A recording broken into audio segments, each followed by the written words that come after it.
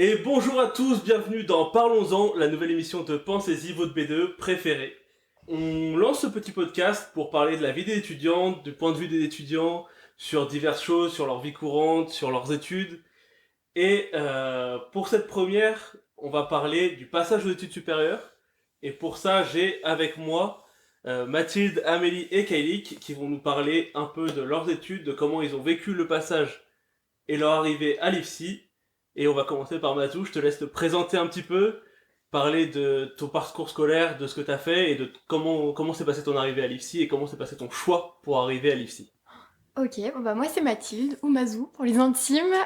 Donc j'ai fait un bac ST2S et c'est un peu la filière par ST2S, excellence. qu'est-ce que veut dire ST2S? Ah oui, bien vu. ST2S, c'est sciences et technologies de la santé et du social. Pour grossir un peu le truc, c'est vraiment la filière classique pour aller en infirmière. Enfin, après, il y a plein d'autres débouchés, mais c'est un peu la filière qu'on conseille le plus. Donc c'est la filière où on a de la bio, où on a de la santé sociale, comme son nom l'indique, et qui sont très intéressantes et très utiles quand on entre en école d'infirmière finalement.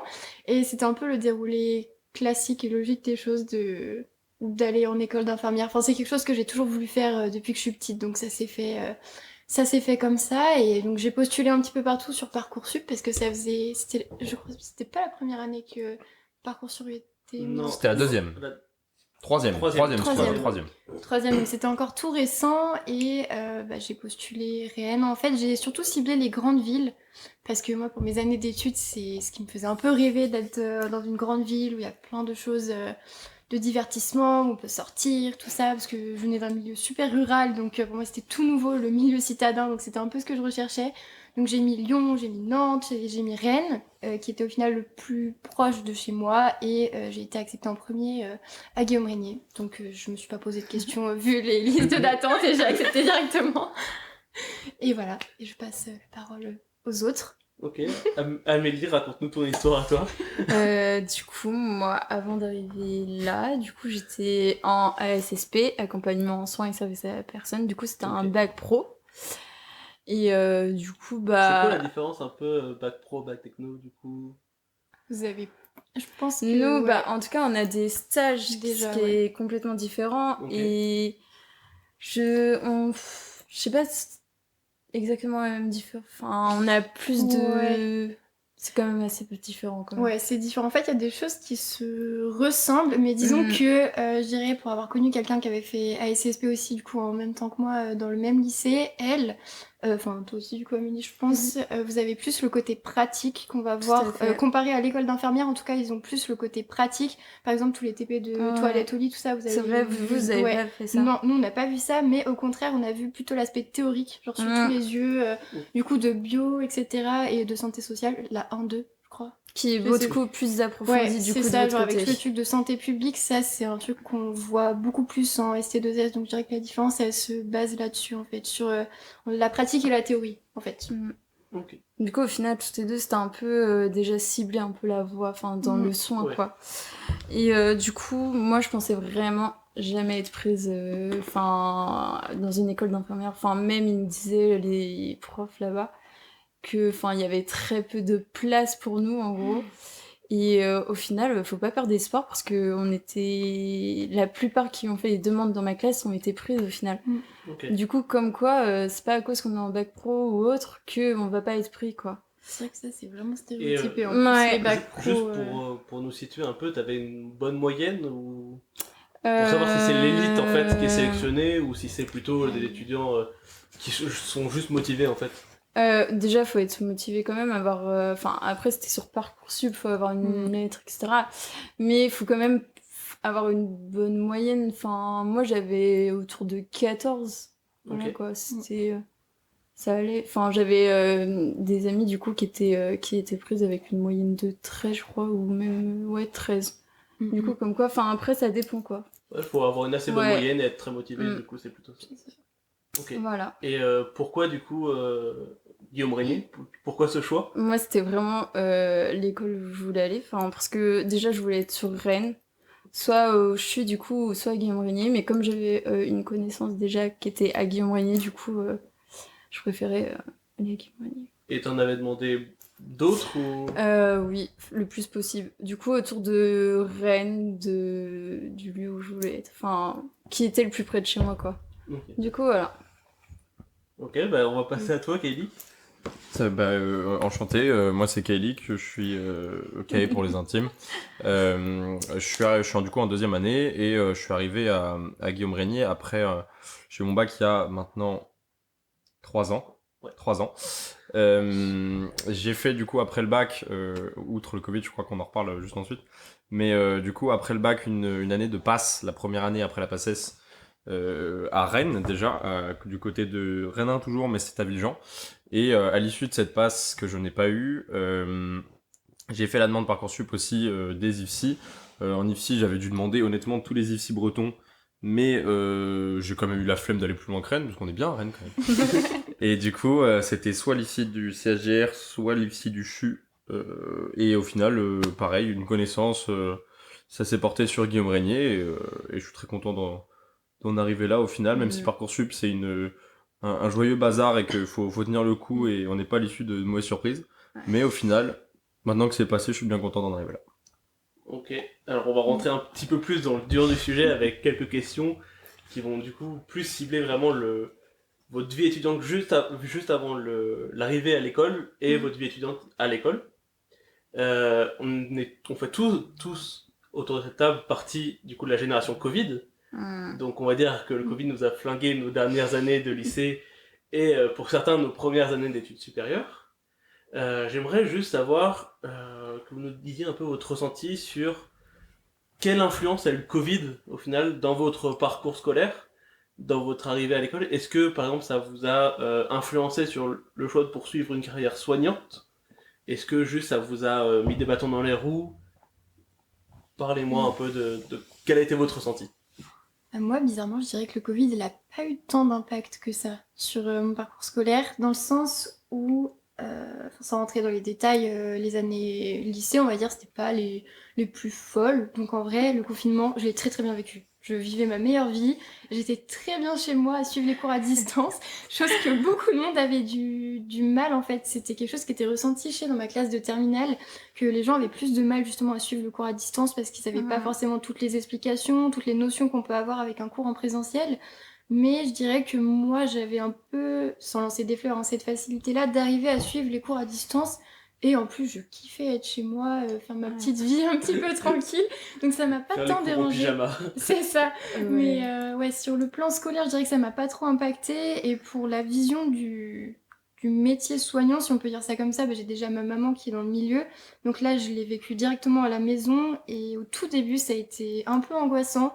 Quand c'était vraiment le tout début du Covid, que tout le monde en parlait comme si c'était l'apogée, genre que c'était un drame, et vraiment que c'était super grave. Et quand on connaissait pas trop, c'est vraiment quelque chose qui me faisait peur. Tu voyais ta mère aller au travail, avec tout ce qu'on entendait à la radio, je me disais, oh là là, mais dans quel état? Enfin, je me souviens vraiment d'un jour où j'ai pleuré quand ma mère est partie au travail. Je me suis dit, mais ah ouais. Et vraiment, c'était super. Enfin, vraiment, au tout début, comment ils en parlaient dans les médias, je trouvais que c'était vachement flippant. Et en plus, quand t'avais quelqu'un, en plus, ta maman qui est directement dedans, j'ai l'impression qu'elle partait au front un petit peu. Donc voilà, avec tout ce qu'on voyait, les images. Et au contraire, au début, ça a été effrayant. Et justement, après, ça m'a confirmé le souhait que j'avais de rentrer dans ce milieu-là, même si, au contraire, beaucoup de monde disait que c'était pas évident, que c'était pas facile, que les soignants morflaient. Au contraire, je me suis dit, ok, moi, c'est ça que je veux faire. Genre, c'est la relève de ce métier-là que je veux faire, et c'est ce soutien dans ce milieu médical, au final, vers lequel je veux me tourner. Donc, c'est assez bizarre comme réflexion, finalement. Mais c'est un peu le sentiment que j'ai eu, ouais. Ok. Juste, est-ce que du coup, vous deux, Amélie et Kélik, est-ce que vous avez plutôt mal vécu, au contraire, ces 2 années, on va dire, à peu près de confinement, de port de masque, tout ça? Est-ce que ça a plutôt été négatif pour vous, ou est-ce que vous aussi, vous avez bien apprécié le confinement et le fait de, comme on dit, faire les études en pyjama? Moi, en tout cas, je suis plus d'avis comme Mathilde. Enfin, moi, j'ai plus vécu comme ça. Après, j'étais chez moi dans une grande maison avec ma mère. Enfin, il y avait du monde qui était là, quoi. J'étais pas toute seule non plus. Et puis ma mère qui est assistante maternelle, il y avait quand même genre de la vie, quoi. Enfin, il y avait les enfants qui étaient toujours là aussi, parce que du coup... Enfin, voilà. Elle travaillait toujours. Mais moi, j'ai plutôt bien vécu. J'ai réussi à trouver directement une routine, etc. Enfin, j'avais pas de... Non, je l'ai plutôt bien vécu quand même. Moi, j'avoue que c'est plus l'opposé parce que le tout début du Covid, c'est le moment où nous, on a passé notre bac. Et du coup, au début, c'était au contraire, c'était plus comme vous, c'est quand on nous a dit qu'on n'allait pas passer le bac finalement. On allait avoir au continu, c'était royal, on était trop heureux. On pouvait ne rien faire de nos journées et pourtant ça passait quand même. Et au final, ce qui était moins drôle, c'est que le Covid, ça a pas duré 2 mois. Et du coup, après qu'on soit content qu'on n'ait pas passé le bac, et bah c'est devenu plus compliqué du coup avec les études. Vu qu'on alternait entre confinement et déconfinement, moi je viens de la campagne aussi et du coup on avait la période où on allait quand même en cours pendant 3 mois et du coup quand on reprend, du coup moi c'était une passe, c'est les études de médecine c'est assez intense et on bosse tout le temps et du coup quand on prend un appartement seul et qu'on passe ses journées à travailler et que le Covid nous écarte encore un peu plus, je sais que j'ai passé sur certains confinements où j'avais pas eu le temps de rentrer chez moi, ce genre de truc. Il y a des fois où j'ai passé 3 semaines tout seul dans un 20 mètres carrés. Mais là, c'est quand même dur. Pour le mental. Ouais, c'est tenir le truc, c'est plus compliqué, mais au final, l'alternance entre confinement, déconfinement, cours en présentiel, cours en distanciel, ça fait que c'est plus compliqué à suivre. Mais une fois qu'on a pris le rythme, plus on va en présentiel, plus on voit l'utilité d'aller en présentiel et plus on rentabilise en fait le fait d'y aller et on s'adapte au fur et à mesure des deux. C'est juste que je pense que le début est complexe et qu'au final, quand on commence à trouver son rythme, on arrive à s'adapter et à en tirer finalement le meilleur des deux côtés. Dans tous les cas, j'ai envie de dire que les statistiques nous le montrent en soi, on se rend compte aussi que les 2 dernières années ont été catastrophiques au niveau de l'enseignement supérieur. On a un taux, je l'ai plus exactement en tête, mais on a un taux d'échec en première année qui est aberrant, qui est vraiment très très élevé. Et à contrario, on a un taux de réussite au bac qui n'a jamais été aussi haut. Ça n'a aucun sens du coup. Félicitations à tous les bacheliers. Du coup, on a tous un peu parlé de notre ressenti. Je vais parler du mien puisqu'il est un peu à l'opposé de vous, parce que personnellement, du coup, on m'a également donné mon bac, ce qui fait que j'ai eu la bonne habitude de perdre l'habitude en fait de travailler. Alors, on va dire que le premier confinement, les 2 mois, c'était 2 mois de vacances. En plus, il commençait à faire beau, c'était génial. Mais à la rentrée, j'avais été pris en médecine, donc la redescente a été catastrophique. Et moi, vraiment, l'isolement du 2e confinement, donc octobre-novembre, m'a été complètement fatal et vraiment ne voir personne, ne pas vraiment pouvoir sortir, ça m'a flingué le moral et j'ai fait un burn-out du coup. Et c'est ce qui m'a permis aussi d'avoir un point de vue un peu plus extérieur au niveau de nos études et de voir les retours de beaucoup d'autres jeunes qui étaient dans la même situation de détresse que moi, de détresse sociale, d'anxiété. Et j'ai envie de dire, heureusement qu'on en sort à l'heure actuelle, mais je pense que ça va laisser quand même une génération séquelle. Un peu, je sais pas ce que vous en pensez. C'est totalement, je pense. On est tous ici arrivés du coup à l'école d'infirmier en fin de cette période de Covid. Donc on va dire que les confinements étaient terminés, c'était acté qu'il n'y aurait plus de confinement. On a quand même dû porter les masques pendant 1 an. On va pas rester trop sur le Covid parce que c'est pas le sujet. Ça nous a influencé, mais j'ai pas envie non plus qu'on fasse tout le podcast autour de ça.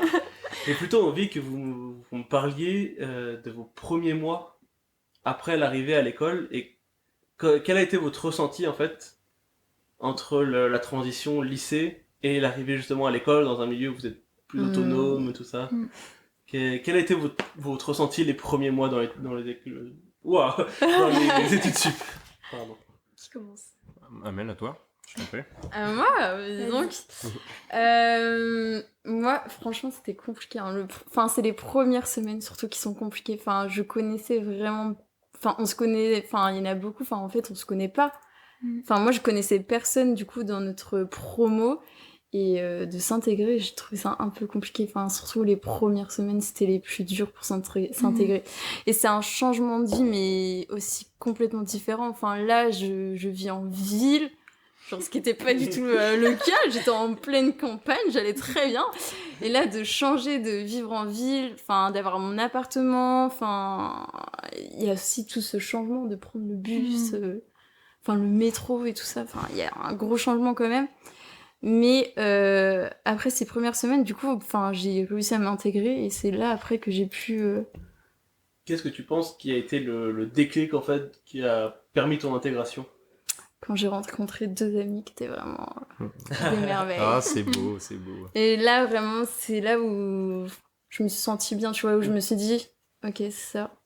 Là, le fait de créer un nouveau groupe un nouveau Ouais, cercle d'amis, voilà, en fait. c'est ça. Ok. Et ça a été pareil pour vous deux, du coup Bah, moi, ça a été moins compliqué. Justement, pour donner une métaphore, j'étais vraiment comme une enfant à Disneyland. Non, mais vraiment, quand je suis arrivée, bah pareil, d'arriver à la ville, de découvrir le métro, tout ça, c'est un truc que j'avais jamais vu encore. Enfin, j'avais vu, mais que quelques fois, pas dans la vie de tous les jours. Et de vivre seule, d'avoir mon premier appart, ça c'est vraiment quelque chose qui m'a beaucoup plu aussi. Bah, après ça dépend des tempéraments, il y en a qui vont avoir beaucoup de mal à vivre loin de leurs parents, tout ça, mais moi vraiment j'adore. Enfin, j'adore pas être loin de mes parents, mais c'est quelque chose qui m'a Bisous papa maman. petite dédicace. Non mais c'est pas quelque chose qui m'a spécialement dérangé. Le changement, je l'ai ressenti un petit peu quand même parce que c'est vrai que les premières semaines, comme disait Amélie, c'est le temps de trouver un petit peu ses habitudes, de dire ah ok, genre je vais y rester toute la semaine, je revois mes parents que dans 2 semaines ou plus. Et au début ça fait bizarre, mais au final ça m'a pas tant dérangé que ça. Et à l'IFSI pareil, genre de rencontrer de nouvelles personnes, même si je connaissais personne dans la promo non plus. Et pourtant, étant de nature très timide de base, j'ai trouvé que cette timidité s'est effacée assez rapidement à mon arrivée à l'IFSI. C'est-à-dire que alors je ne saurais pas expliquer pourquoi, mais je pense que de voir les gens qui étaient, je dirais tous bienveillants en plus, je pense, dans la promo, parce que c'est quelque chose qu'on a en commun quand on veut devenir infirmier. Enfin, j'espère en tout cas. Mais de sentir cet état d'esprit qui est vraiment différent de celui qu'il y a au lycée, où c'est peut-être un petit peu plus... Je dirais pas négatif, mais il y a toujours cette petite part d'immaturité au lycée, etc., qui peut amener à des comportements pas très cool. Et là, d'arriver aux études sup et de voir que, pas que tout le monde est gentil, mais de voir que tout le monde est bienveillant, que juste on peut parler comme ça sans se prendre la tête, bah ça m'a vachement rassurée. Et du coup, ma timidité s'est effacée petit à petit. Et pareil, j'ai rencontré des copains super cool. Qui sont ici dans ce podcast et d'autres qui n'y sont pas mais qui sont tout aussi cool, et je pense que c'est grâce à eux justement que j'ai pu vraiment m'épanouir sur mes premières semaines à l'IFSI et toujours aujourd'hui d'ailleurs. Après, si je peux me permettre, il y a une différence aussi entre les deux, c'est qu'à l'école, tout le monde y est, et on savait, moi le premier, on savait pas trop pourquoi on y était, parce qu'il fallait y aller et que tout le monde y va en fait. Et c'est pas pour autant que ça nous plaît, c'est pas pour autant qu'on fait les choses qu'on aime. Là où on est dans un institut de formation, où en fait on sait pourquoi on est là, on a choisi d'être là, et c'est ça qui nous fait déjà un point commun et une base avec les autres. Et du coup, ça facilite énormément les discussions, les échanges, et on se sent beaucoup plus à l'aise d'un coup. C'est ce qui se concrétise en fait, de se dire ouais, j'ai attendu ça, enfin je sais pas vous, mais c'est un projet moi que j'ai, comme je disais, depuis que je suis petite, de dire oh, ça y est, j'y suis, genre dans 3 ans je suis infirmière, genre moi je vais pouvoir jouer au petit docteur Maboul, c'est trop bien. Non mais c'était un petit peu ça le sentiment que j'avais, donc voilà. Ok, et du coup on a la chance, nous, dans notre école, du coup à Guillaume-Régnier, d'avoir un B2 qui, lors de notre première année, a géré les événements et l'intégration d'une main de maître, pour le coup, on peut le dire. Ouais. J'aimerais savoir quel a été votre ressenti et votre façon d'arriver à l'école et de voir que vous avez un B2E, que vous avez des événements. Comment est-ce que vous avez vécu les premiers événements de l'année? Qu'est-ce que vous avez fait? Qui est-ce que vous avez rencontré? Parlez-moi un peu de ça aussi. Je te laisse l'honneur, Kelly, que t'as pas trop... Oui, c'est ça. Du coup, pour rappeler, pour ceux qui ne savaient pas, c'est BDE, c'est Bureau des étudiants. En fait, c'est à la base, on peut penser que l'asso est à l'école. L'asso fait partie intégrante de l'institution et est là pour faire un peu l'animation. C'est pas vraiment ça. Enfin, moi, c'est l'avis vraiment que j'avais au début. C'est que pour moi, c'était juste des étudiants l'école avait besoin d'étudiants pour faire 2-3 trucs pour animer un peu la chose. Et ça s'arrêtait là. Mais au final, quand on regarde un peu, c'est des étudiants qui font ça pour les étudiants, et ça permet d'avoir un accompagnement intrascolaire au niveau des cours, au niveau de la vie à l'école et à l'institut, au niveau de tout ça, à la différence on est toujours des étudiants quand on sort et on est toujours des étudiants. Une fois passé la porte de l'institut, et bah on reste des étudiants infirmiers et on partage toujours la même valeur qu'on avait dans l'institut. Et du coup, ça nous permet aussi de nous voir en dehors, et je sais qu'on peut faire beaucoup. Enfin, la plupart des gens que je côtoie aujourd'hui, je les ai rencontrés sur ce genre d'événement où en fait au début on y va un peu perplexe parce que on nous en a parlé ou qu'un copain nous a dit faut y aller, j'y vais ce soir, et au final on en fait un, on est un peu perplexe, on en fait un deuxième, on se dit ouais finalement c'est pas mal, et puis au bout d'un an on se retrouve président quoi. Enfin on ne maîtrise pas tout, j'ai envie de dire, mais en fait c'est comme ça, c'est le fil en aiguille, et on peut aussi, en fait c'est ça qui est bien, c'est que plus il y en a, plus on va trouver ce qu'on souhaite, et certaines choses vont pas plaire, certaines choses vont plaire, mais au final le tout c'est d'en retirer un maximum, et pour essayer de d'avancer dans sa vie perso via l'école. Et c'est pour ça que c'est assez intéressant de voir que c'est et les cours et la vie autour de l'institut qui est quand même super importante, et de trouver un équilibre entre les deux, c'est là qui va permettre d'être le plus efficace et d'aller finalement au bout des 3 ans avec sérénité, j'ai envie de dire. Pour refaire un petit point, pour ceux qui du coup ne sont pas partie intégrante de l'école et qui nous écoutent, notre année en fait commence par un appart-à-thon, c'est-à-dire que les nouveaux arrivants dans l'école, qui soient arrivants en première année ou en deuxième année, sont conviés à faire un petit circuit dans la ville, donc de Rennes, et passer d'appart en appart d'anciens élèves ou de membres du bureau étudiant. Et le principe, c'est de découvrir des personnes à la fois de son groupe, parce qu'ils sont répartis par petits groupes, donc une petite dizaine, et à la fois découvrir du coup des personnes plus âgées qui du coup ont déjà de l'expérience dans l'école, qui ont déjà de l'expérience dans la façon de vivre, et qui peuvent leur apporter leurs conseils pour bien commencer l'année, et en faisant tout ça évidemment dans la joie de vivre, avec un peu de poudre de perlimpinpin dans les verres, parce que qui dit étudiant santé dit aimer s'amuser. Avec modération. Toujours avec modération, bien évidemment. Et à la suite de ça, environ un mois après, une fois que les personnes ont commencé à faire un peu connaissance et que des petits groupes se sont formés, on organise notre week-end d'intégration, qui est là, entre guillemets, peut-être notre plus gros événement de l'année, dans lequel vraiment c'est là où on séparait les gens en petits groupes et on les faisait apprendre à se connaître par petits groupes. Là, tout le monde se rassemble, toutes les promos se rassemblent, et on va dire que c'est le grand moment. J'aimerais juste que vous me donniez, vous, votre vision de l'appart-à-thon. Et est-ce que ça vous a... Déjà, est-ce que vous l'avez tous fait? Et est-ce que ça vous a apporté quelque chose directement pour vous sociabiliser dès le début de l'année? Et parce que c'est pas dans dans toutes les écoles ne le font pas. Donc j'aimerais juste avoir votre petite vision. C'est vrai que ça, c'est une vraie chance qu'on a eu d'avoir déjà des événements comme ça dès le début de l'année, et même tout au long de l'année au final, parce que je sais qu'il y a des écoles où il n'y a rien toute l'année, où il n'y a pas d'événements étudiants en parallèle. Et pour cibler plus sur l'appart-à-thon et le WAY, enfin du coup week-end d'intégration. De cohésion. C'est important. Je trouve que c'est vraiment ce qui m'a personnellement le plus aidé à faire des rencontres, des connaissances, et ce qui a vraiment été un déclic dans la sociabilité, si on peut dire ça comme ça, au sein de l'école. Parce que je trouve que c'est vraiment, je dirais plus l'appart-à-thon que le week-end de cohésion pour le coup, mais c'est vraiment là où j'ai appris à connaître le plus de personnes, où le groupe de potes s'est formé au final, pour moi en tout cas. Et déjà donc d'aller à cet événement avec d'autres personnes de la promo, donc apprendre à connaître la promo en elle-même, et en plus d'avoir le ressenti d'anciens élèves, et on parlait des stages, on parlait de la formation en elle-même, d'avoir aussi un point de vue de gens qui ont déjà vécu cette première année, qui entament leur deuxième année et qui nous rassurent au final sur ce qui nous attend. Je trouvais que c'était vachement intéressant de nous préparer entre guillemets à ce qu'on allait vivre au final pendant cette première année de formation, et dire un petit peu comment eux l'ont vécu, ce qu'ils feraient différemment, ce qu'ils ont préféré ou autre. Je trouvais ça super intéressant et super cool. Donc merci l'ancien BDE.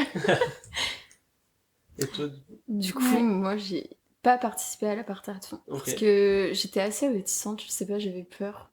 Genre de me retrouver avec des gens qu'en fait on connaît pas, ça se trouve il va y avoir des gros blancs, etc. Ça me faisait un peu peur, du coup j'étais pas allée. Mais vraiment le Way, ça m'a vraiment permis de rencontrer plein de monde. C'est là que ça m'a permis de m'intégrer vraiment dans la promo.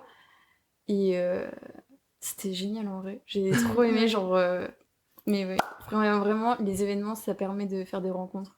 Parce qu'il y a des personnes en fait qu'on parle jamais, par exemple dans la promo, et Et là, en fait, durant les événements, ça va nous permettre de se rencontrer, en fait. Mais carrément. C'est vrai, et même là en deuxième année, du Oui, coup, il y a plein de gens avec qui on n'a pas forcément eu trop l'occasion de parler durant l'année, tout à et fait. qu'on retrouve du coup au week-end d'intégration, C'est vrai, ça. et avec qui on renoue des liens, même un an après, alors que pourtant on n'est pas une très grande promo en soi. Ouais.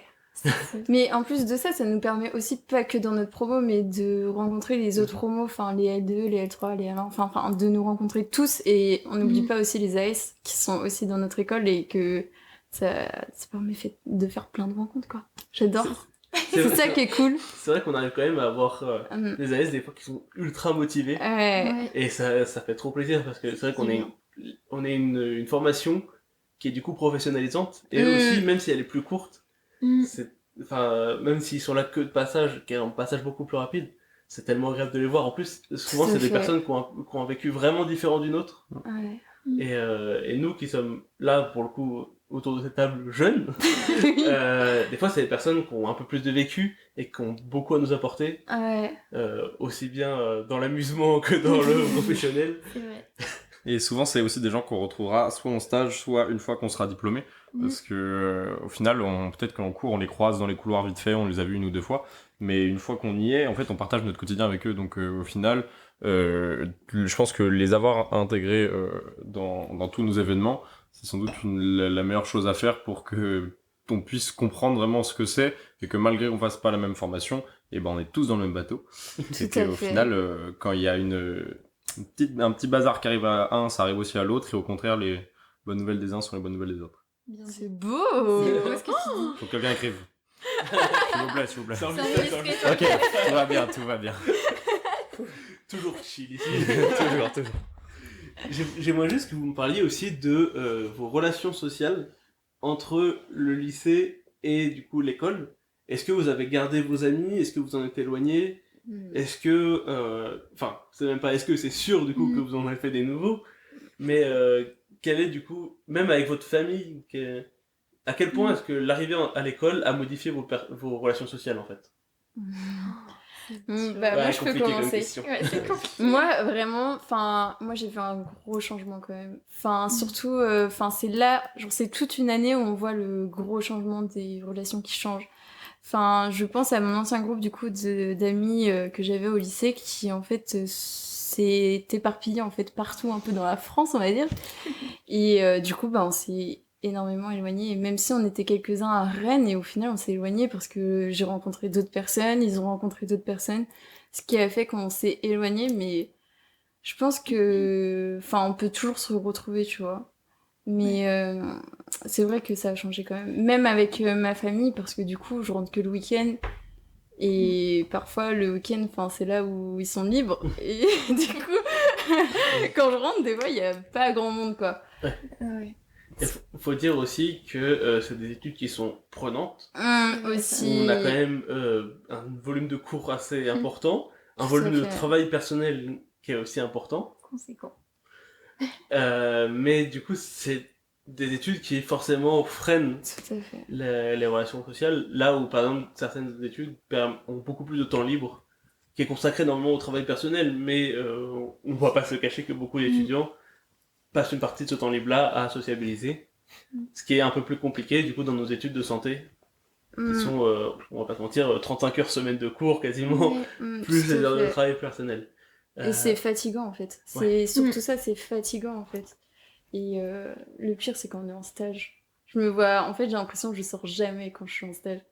Pareil, ouais. Après j'ai envie de dire c'est peut-être l'inverse, au contraire c'est plus on va être à fond dans le travail, plus on va être sous pression, et c'est là où sortir et avoir ce genre de relation, ça va nous permettre de dépressuriser et de tout relâcher d'un coup, parce qu'au final ça sert à rien de se monter la tête, ça sert à rien qu'on se donne à fond sur quelque chose jusqu'à ce qu'on n'en peut plus et on soit même plus efficace et compétent en fait. Et au contraire trouver cet entre-deux et se donner les cartes pour pouvoir dépressuriser quand il le faut, pouvoir sortir voir des gens ou juste se poser, et même garder du temps pour soi. On l'oublie trop aussi, mais ça sert à rien de bûcher comme un idiot si à la fin on oublie pourquoi on le fait et on prend même plus plaisir à le faire.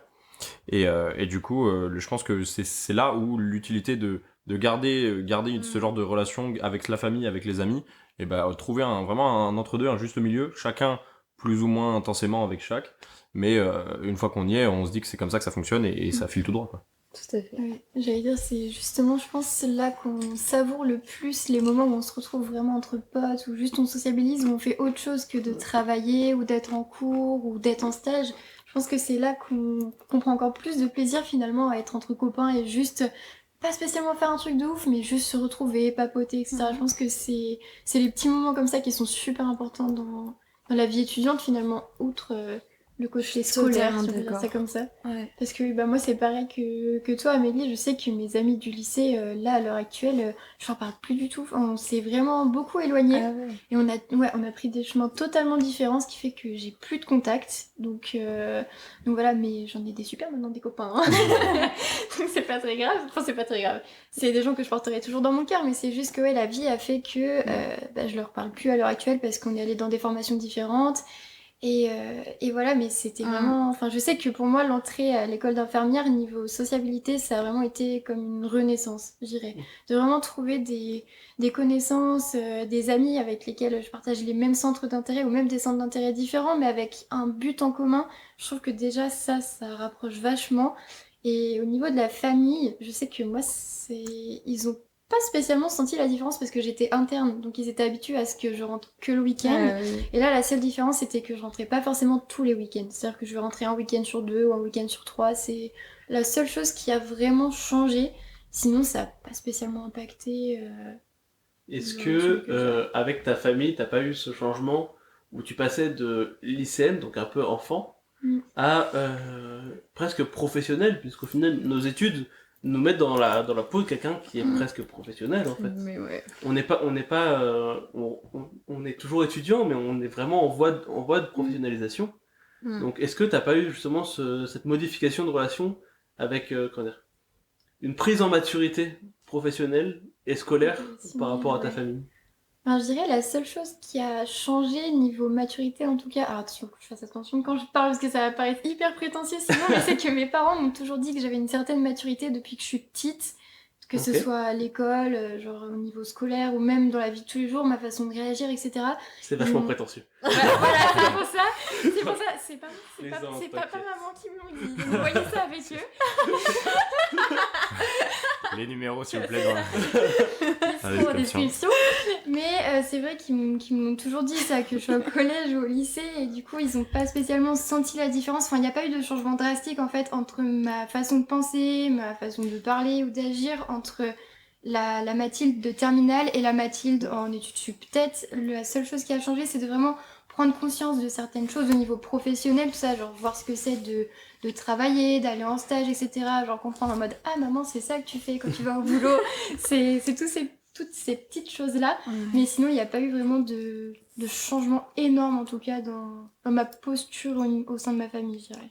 Après, je pense que ça dépend des gens aussi. Moi, j'ai plus l'inverse, c'est qu'au final, enfin, pas pour tous, mais quand on arrive en études sup, c'est le moment où on prend un appart, donc on prend son indépendance, où on commence à, comme tu dis, soit ne plus rentrer tous les week-ends, ou soit ne plus voir sa famille tous les jours. Et du coup, vu qu'on passe moins de moments avec eux, eux peuvent voir un changement assez drastique, et au contraire, plus profiter des moments où on est avec eux. Et c'est là où moi je suis dans le même cas que toi, Mathilde, c'est que ma maman elle est sage-femme, donc c'est-à-dire qu'elle est dans le milieu médical. Et en fait je vois vraiment la différence, c'est que avant au repas de famille, quand ma mère et ma tante parlaient du taf, bah, j'étais en mode à chaque fois elle parle tout le temps de ça. Et maintenant je refais des repas de famille et je suis le troisième qui parle de ça avec eux. Et donc les gens me détestent tout autant en fait. Et c'est ça qui est bien en fait, c'est qu'au final on grandit et qu'on le veuille ou non, on prendra une certaine maturité au vu de nos responsabilités, au vu du travail qu'on fournit et de ce qu'on vit finalement au quotidien. Et ça je pense que c'est ça une sorte de... En fait c'est juste la vie qui évolue et c'est une étape qui est quand même super importante. Et même sur nos points de vue à nous, peut-être que... Enfin je sais que je pense pas du tout pareil que quand j'étais au lycée. Peut-être beaucoup moins naïf, peut-être beaucoup plus réaliste, et peut-être ça vraiment en fait ça s'adapte en fonction de ce qu'on vit, et je pense que chacun a une histoire, mais on se retrouve tous autour des mêmes vu qu'on partage les mêmes choses, on se retrouve tous un peu là-dedans, et c'est comme ça qu'on adapte à certaines personnes, relations sociales ça passe, d'autres ça passe moins, mais au final ceux où ça passe, bah ça passe mieux, c'est plus ça qu'il faut se dire. Donc ça dépend vraiment avec qui c'est, mais on en retire toujours du positif. Très bien résumé. Après, si je peux me permettre, moi, là, à l'heure actuelle, je redécouvre des personnes avec qui j'avais rompu contact. Des amis justement de la période lycée avec qui j'avais rompu contact. Et au final, le feeling passe toujours très bien si ces personnes étaient globalement vos amis à l'époque et que il n'y a pas eu de problème particulier. En général, ils vous en voudront pas en fait de ne pas avoir été indisponible, d'avoir été indisponible plutôt pendant un certain temps. Et c'était un vrai plaisir de les retrouver à chaque fois. Moi, ça me fait trop plaisir de les revoir, je les adore. C'est vrai que là, j'ai un peu plus de temps libre à l'heure actuelle. Mais ouais, dans tous les cas, même à la fin de vos études, je pense qu'il faut jamais s'empêcher de renouer contact avec des personnes si on en a envie, sous prétexte qu'on leur a pas parlé depuis 1 ou 2 ans. En général, les personnes sont assez matures pour comprendre et il n'y a pas de souci. Et justement, c'est reparti comme en 40. Ouais, je m'appelle Lucien, j'ai 82 ans. Vous allez faire quoi? Après, j'ai envie de dire, ce sera exactement la même chose quand on va terminer notre formation infirmière. C'est qu'au final, on va peut-être tous se séparer, tous ceux avec qui on passe nos jours, nos journées entières aujourd'hui, on va peut-être se disperser. Il y en a avec qui on va perdre tout contact et on leur parlera plus jamais. Mais il y en a d'autres avec qui ça reviendra, peut-être que directement on va garder contact, ou peut-être que dans 2 ans on se recroisera et on va adorer. Et je pense que c'est, comme tu dis, il y a des gens où ça revient, où ça repart. Il faut juste se permettre et se libérer du temps pour se dire, bah écoutez, j'appréciais à l'époque, pourquoi je pourrais pas apprécier à nouveau aujourd'hui? Peut-être que vous allez avoir des fausses surprises en disant qu'au final, c'était pas si top que ça. Mais je pense que c'est encore jamais arrivé. Pour moi, c'est plus l'inverse. C'est qu'on redécouvre des gens et que chacun évolue et chacun a son histoire de vie. Mais vous vous retrouvez à un moment où vous retrouvez quand même la personne que vous avez appréciée à l'époque. Et du coup, c'est et les copains de maintenant et les copains d'avant. Et tous ensemble, quoi. Pourquoi séparer les deux alors qu'on peut les mixer? C'est la vraie question. C'est simple, puisque j'ai eu cette discussion il y a pas longtemps avec quelqu'un en disant, bah imagine, après on va tous prendre nos chemins finalement. Certains vont peut-être changer de ville, ils vont changer de région carrément. Et on s'est dit, le groupe qu'on a à l'heure actuelle, enfin que ce soit notre groupe ou même les autres groupes de potes, je pense qu'ils peuvent avoir cette idée qui passe en tête en disant, oh, bah oui, imagine, genre de l'année prochaine, quand on aura fini notre école d'infirmière, qu'est-ce qu'on va devenir finalement? Enfin, ce groupe qu'on a formé à l'école, qu'est-ce qu'il va devenir? Et genre, ce que j'ai répondu à cette personne, c'est que je disais, on va tous avoir notre job. Il y en a qui vont partir, je sais pas, en réa, en ortho, peu importe. On va tous avoir nos petits trains de vie. Mais je pense que du coup, ce qui nous a unis pendant l'école d'infirmière, ça va perdurer dans le temps. Et comme tu disais, Lucien, c'est que même si on ne prend pas contact forcément tous les jours, toutes les semaines, même si on spawn comme ça au bout de 2 mois avec un petit message, je pense que ça fera tout autant plaisir. On va se rappeler tous les bons moments, toutes les soirées qu'on a passées. On se dit, bah oui, genre, enfin, ce serait dommage de gâcher ça sous prétexte que juste on est pris par le quotidien finalement, parce que je pense que quand on sera diplômé, on va pas chômer, mais voilà, de toujours garder ce petit groupe de potes. Dans tous les cas, si on est tous soignants, on aura tous les mêmes galères de soignants. C'est ça. Tout simplement, en fait. Et on pourra encore plus en discuter autour d'un verre tous ensemble. Noyer la tristesse. J'aimerais aussi que vous me parliez un peu de quelle était votre vision du travail scolaire au lycée ou même au collège, durant votre scolarité en général, et quelle a été votre vision du travail scolaire une fois arrivé à l'IFSI, à l'école d'infirmier du coup. Vas-y. Bah moi en tout cas, déjà j'étais en bac pro, du coup j'étais un peu, je faisais des stages du coup en plein dans le milieu. Du coup je voyais, mais c'est la place quand j'étais élève étudiante en bac pro et élève infirmière, elle est complètement différente quand même. Ton positionnement en tant qu'étudiant. Ouais, mon positionnement en tant qu'étudiant quand je suis en stage, elle est complètement différente parce qu'on a beaucoup plus de responsabilités quand même. Et c'est là où j'ai vu la grosse différence quand même. T'as l'impression que c'est plus dur d'avoir toutes ces responsabilités en plus, ou justement ça te paraît pas plus dur parce que au contraire t'as été habitué avant à déjà avoir un pied dans ce milieu-là? Non, je trouve que c'est quand même plus dur, ça fait quand même une grosse différence. C'est comme si genre je sais pas, comme si en fait mes années de bac pro c'était rien et là c'est vraiment tout nouveau quoi. Genre c'est complètement un changement, tu vois. Mais ouais, ça me va. Ok. Toi, t'en penses quoi? Ouais, bah moi j'ai pas connu les stages du coup en bac ST2S et c'était vraiment que de la théorie avec des contrôles assez souvent. Et en fait, c'est la différence entre les cours en fait qu'on avait en ST2S, enfin même pas ST2S, au bac et école d'infirmière, c'est ça que tu voulais Oui, c'est ça. comme question? La charge de travail, ta vision des cours. Ouais, charge de Ouais, travail. bah, niveau charge de travail, bah, je dirais forcément les études d'infirmière Mm. c'est plus conséquent parce qu'il y a plus de choses à apprendre en peu de temps. En plus, le premier semestre il est assez dense, mais. Et encore plus à l'heure actuelle avec la Ouais, réforme du c'est coup. ça. Je me dis les pauvres.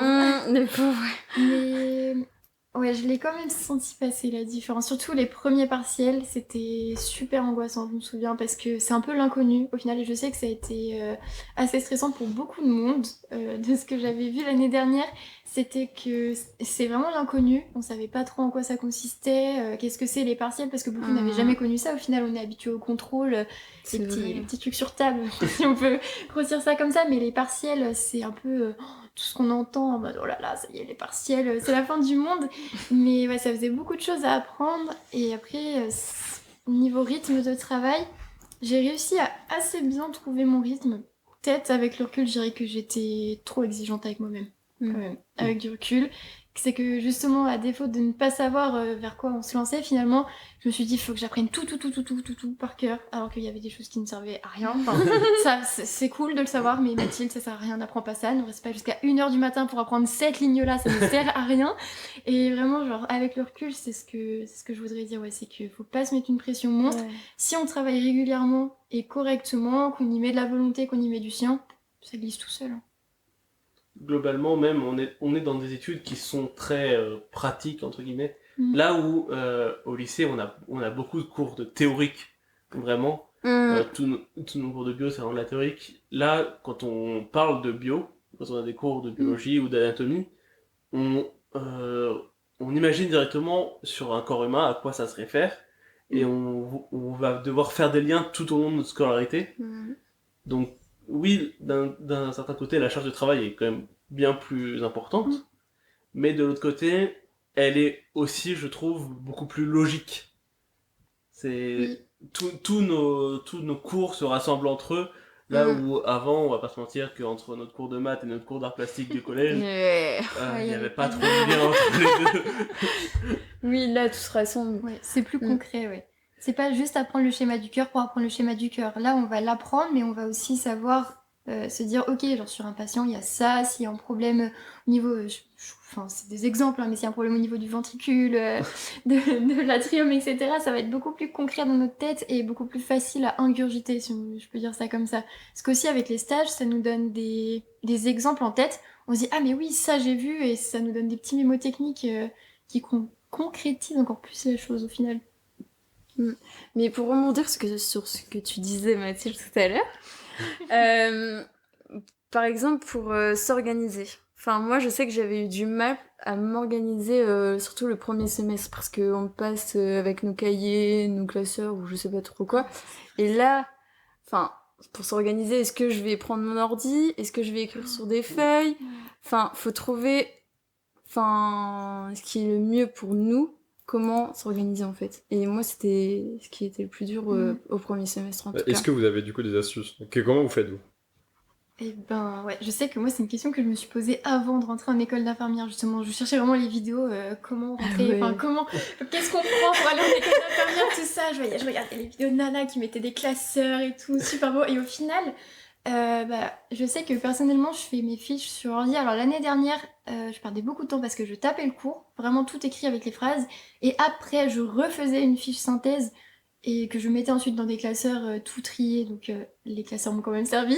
Mais cette année, après ça dépend du rythme de chacun et ça dépend aussi des méthodes de travail, mais je sais que maintenant je fais la fiche synthèse directement. Je fais ma fiche de révision directement à partir du cours, je note vraiment que les infos essentielles, mais ça je pense que j'ai la capacité de le faire parce que j'ai vécu cette première année et que j'ai compris un petit peu ce qu'il fallait retenir ou pas dans le cours, que ça servait à rien de noter tout le paragraphe, qu'il y avait vraiment que ça ou ça d'important, et ça je pense que c'est pas forcément le mieux à faire dès la première année en tout cas. Après si vous y arrivez tant mieux, mais je pense que l'ordi c'est vraiment le plus simple. Après si on n'est pas habitué à l'ordi, je sais qu'il y en a qui écrivent à la main, mais bon courage. Moi ça m'impressionne les gens qui arrivent à tout écrire à la main parce que c'est assez... Ouais, mais d'un autre côté, on a un élève par exemple dans notre promotion qui s'appelle Nikos. on lui fait un poutou, qui lui a du coup trouvé un milieu, et je pense que ça peut être intéressant d'en parler, entre justement écrire à la main, qui, d'après les études, est prouvé comme étant plus efficace. On retient mieux en écrivant à la main qu'en écrivant à l'ordi. Et avoir ses cours en digital, il a une sorte de tablette en fait. Ah oui, c'est vrai. Pas une tablette classique, mais une tablette spéciale, mais n'importe quelle tablette en soi pourrait marcher. Le but, c'est vraiment justement d'avoir ce parfait milieu entre écrire ses cours à la main, et donc avoir cette meilleure mémorisation de l'écrire à la main, et du coup avoir des cours qui sont un peu plus faciles à lire, qui sont plus faciles à ranger aussi. Tout à fait. Parce que c'est vrai que plutôt que d'avoir des classeurs qui s'amoncellent, Oui. c'est plus simple d'avoir tout dans un ordi ou dans une tablette. Donc ça peut être intéressant d'en parler. On va bientôt clôturer.